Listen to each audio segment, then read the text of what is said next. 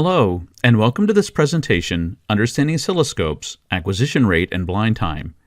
In this presentation, we'll provide a short technical explanation of waveform acquisition rate and so-called blind time in modern digital oscilloscopes. This presentation assumes a basic understanding of oscilloscope operation. If you're new to oscilloscopes, or if you'd like a brief review, you might want to watch the presentation Understanding Basic Oscilloscope Operation before continuing with this presentation. Let's start with a high-level overview of how an oscilloscope works. An analog input signal is sampled by an ADC. The digital sample values are often decimated, that is, reduced in number, using one of several algorithms, and/or filtered to improve vertical resolution and reduce noise. The result is waveform samples, which are stored in memory as a waveform record. At this point, a wide variety of additional processing, such as averaging or math functions, may also be performed on the waveform record. And finally, this waveform is passed to the display system and is shown on the oscilloscope screen. The entire process then, ideally, repeats on each trigger event. Why ideally? The acquisition cycle we just looked at consists of two phases. The first of these is acquiring the sampled values of the analog input waveform. The second, and in many ways the more important step, is processing these samples or waveforms and then displaying them on the oscilloscope screen. These different types of processing can be done either in hardware, that is, in an ASIC or FPGA, and/or in software. Hardware-based processing is almost always superior to software-based processing in terms of performance. But regardless of how processing is done, it's very important to keep in mind that during this processing, the oscilloscope is not acquiring new samples. In effect, the oscilloscope input signal is being ignored, and a new acquisition will only occur when the processing and display of the previously acquired waveform is complete.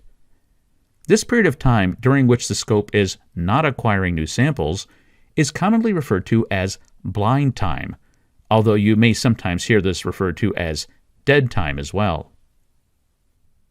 All digital oscilloscopes have some amount of blind time. As mentioned a moment ago, after a certain number of samples are acquired, the scope needs time to process and display those samples, and during this blind time, information will be missed or lost. For example, this runt pulse was not detected because it occurred while the scope was blind.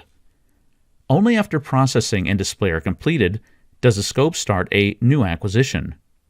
Therefore, the total acquisition time, that is, the time required to capture and display one waveform on the screen, consists of both the acquisition time as well as the processing time.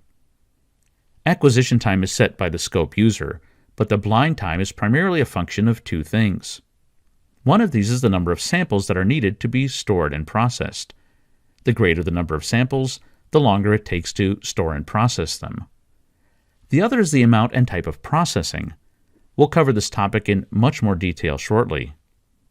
It's very important to keep in mind that for many oscilloscopes, the percentage of time the scope is blind can be quite high, sometimes even up to 98 or 99%.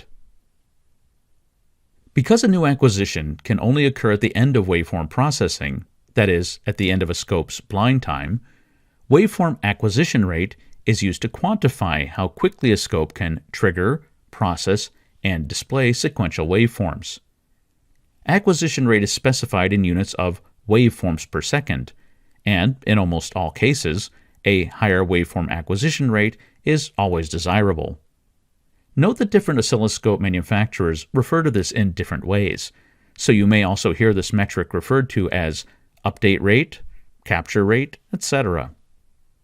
It should be clear that smaller blind times reduce the total acquisition time, and therefore this improves the overall acquisition rate. That is, it increases the number of waveforms per second. Blind time is both a fixed component and a variable component, with the variable component typically being much larger than the fixed component. Variable blind time, in turn, is mostly a function of three things. The first of these is the record length, or the memory depth in each acquisition. The number and the type of any post-processing functions is also an extremely important contributor to blind time. And finally, digital oscilloscopes require a certain amount of time to prepare a waveform for display on the screen, that is, to create the so-called pixel representation of the signal. One important side note, in some cases, the update rate is limited by the user settings. For example, if we set our scope to 100 milliseconds per division with 10 divisions, the fastest possible update rate is only 1 waveform per second. Why? Because these settings mean that the scope must capture and display 1 full second of time before it can start a new acquisition. Let's return to the impact of processing on acquisition rate. The maximum acquisition rate of an oscilloscope is typically achieved when the scope is not performing any type of analysis functions, since all analysis functions require some amount of additional processing time. Examples of common analysis functions, in rough order of impact, include things like cursors and automated measurements, histograms, mask testing, math functions including the fast Fourier transform or spectral analysis, etc. Note that parameters for each of these functions will also affect processing requirements. For example, using a narrower resolution bandwidth with an FFT typically increases processing load. Regardless of the type of function, however, it's almost universally true that performing these functions in hardware instead of in software can greatly reduce blind time. Reducing blind time, or increasing acquisition rate, reduces overall test time in 4 main ways, namely better signal visibility, a higher probability of capturing infrequent or rare events, better usability and instrument responsiveness, and higher statistical confidence. We'll spend the remainder of this presentation explaining each of these topics and how they're related to acquisition rate. Let's start with improved signal visibility. Most scopes have a type of natural persistence in that they only update the display once every 50 milliseconds. This observation window is therefore made up of all the waveforms acquired during that time. A higher waveform update rate, or shorter blind times, therefore means that more waveforms will be captured within a single observation window.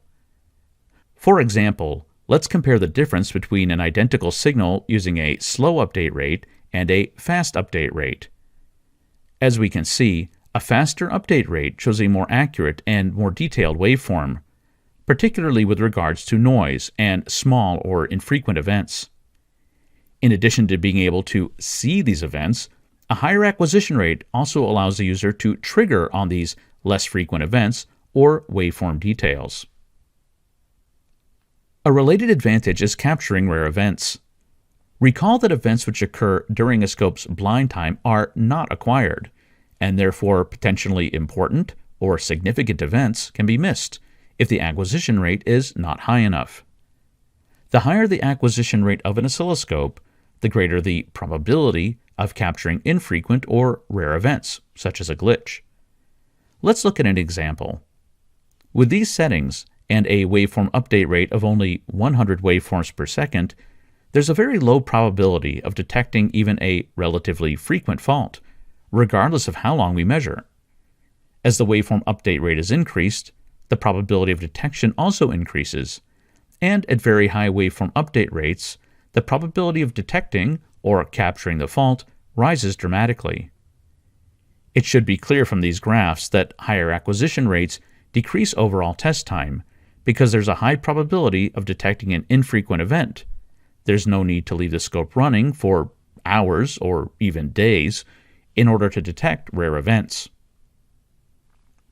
Next, let's discuss usability or responsiveness. In most modern oscilloscopes, waveform processing takes priority over user interface functions. What this means is that the scope will only update the display or respond to user input at the end of each acquisition cycle, that is, at the end of the scope's blind time. This means that a faster acquisition rate, or shorter blind times, will make an oscilloscope more responsive in terms of both display and controls. A more responsive oscilloscope improves the overall user experience. Greater responsiveness decreases user frustration, and as a result, overall test time is also reduced. Another benefit of a higher acquisition rate is higher statistical confidence. Oscilloscopes are often used to generate statistical data. For example, what is the average rise time of a series of pulses? Each acquisition of a pulsed input signal essentially is a sample in the statistical sense of the word. Confidence intervals decrease as we increase the sample count, and therefore a greater number of acquisitions yields better results in terms of a narrower confidence interval. This means that the more acquisitions we use to make a rise time measurement, the greater our confidence in the calculated average rise time.